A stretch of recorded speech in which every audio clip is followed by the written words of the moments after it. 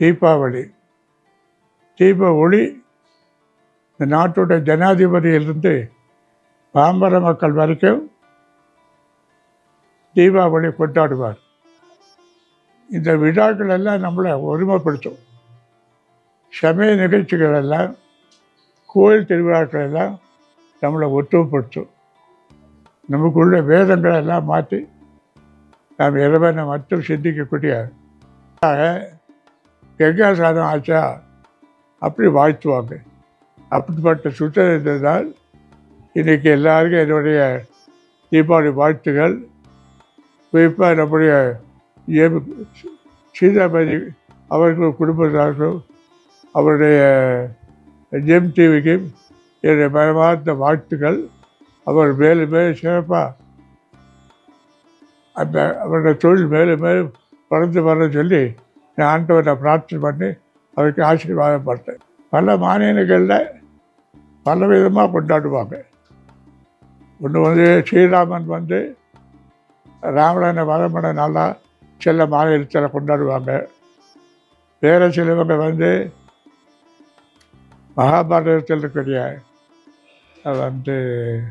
பஞ்சபாண்டவர்கள் அந்த ஆயுதத்தை மறைச்சி வச்சுருந்தாங்க. அந்த ஆயுதத்தை பழி எடுத்து அவங்க யுத்தத்துக்கு வரதாக ஒரு ஐதீகம். குறிப்பாக அதர்மத்தை தர்மம் வெல்லக்கூடிய நாள். அதர்மத்தை தோக்கடிச்சு, அசத்தியத்தை தோக்கடிச்சு தர்மம் வெற்றி கண்ட நாள் இந்த நாள். அதனால் ஜனங்கள் எல்லாருமே சத்தியமாரி வாழணும், சத்தியமே பேசணும். என்னடா ஹிந்து மதத்தோட ஏன்னா உங்களோட தத்துவத்தை கேட்டால் தர்மம் ஜன சத்தியமாக தர்மம் சனாக எல்லாரும் தர்மப்படி வாழணும். சத்தியம் எதுனா எல்லாரும் சத்தியத்தையே பேசணும். அப்போ தான் நாடு நல்லா இருக்கும், சமுதாயம் நல்லா இருக்கும். அப்படி சிறந்த மதம் நம்மகிட்ட ஹிந்து மதம். பிறருக்கு எந்த தூய்மையும் செய்யாதனால் அது நம்முடைய ஹிந்து மதம். ராமன் கூட ராவணனை வென்ற பிறகு ராவணன் கையில் ஆயுதம் இல்லாமல் இருக்கான். ராமனை கொல்லத்துக்காக வந்தான். அதனால் தோல்வி அடைஞ்சிட்டான். அப்போ ராமனோட சிறப்பு நம்ம நாட்டில் அப்படி இருக்கும்.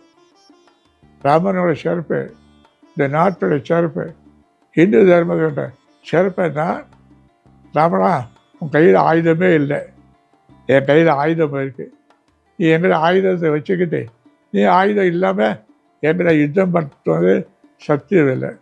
அதனால் இன்று போய் நாளை வா, நாளைக்கு அஸ்திரத்தோட ஒரு ஆயுதத்தோட அதோட வா, அப்போ எப்படி சண்டை போடுவோம். இந்த மாதிரி வேறு எங்கேயாவது நாட்டில் பார்க்க முடியும். அப்படி சிறப்பை தெரிஞ்ச நாடு நம்மளுடைய நாடு. அந்த தர்மத்தை எல்லோரும் கடைப்பிடித்து எல்லாம் சத்தியத்தோட வாழணும். தீபாவளி எல்லோரும் கொண்டாடணும். எல்லோரும் ஹாப்பி தீபாவளின்னு சொல்லாமல் எல்லோரும் கங்கா சேரம் ஆச்சாரம். ஏன்னா கங்கையில் குளித்தா அவ்வளோ புரிதம். நம்ம செய்யாத பாவங்கள்லாம் அன்றைக்கி போயிடுது. அதனால தான் எல்லோரும் காலகாலத்தால் எண்ணெய் எடுத்து தலையை போட்டு குளிச்சு கோயிலுக்கு போய் இறைவனை கும்பிட்டு தெய்வங்களெல்லாம் நமஸ்காரம் பண்ணி அப்படிப்பட்ட சிறப்பான மதம் இந்து மதம். அப்படி சொல்லி போது நம்மெல்லாம் இன்னுமே தீபாவளி ஹாப்பி தீபாவளின்னு சொல்லாமல் எல்லோரும் கங்கா சாதம் வச்சா அதான் நம்மகிட்ட மரபு. அந்த மரபடி எல்லோரும் வாழணும். அப்படி எல்லோரும் கேட்டுக்கொண்டு என்னோடய பூர்ண ஆசீர்வாதம்.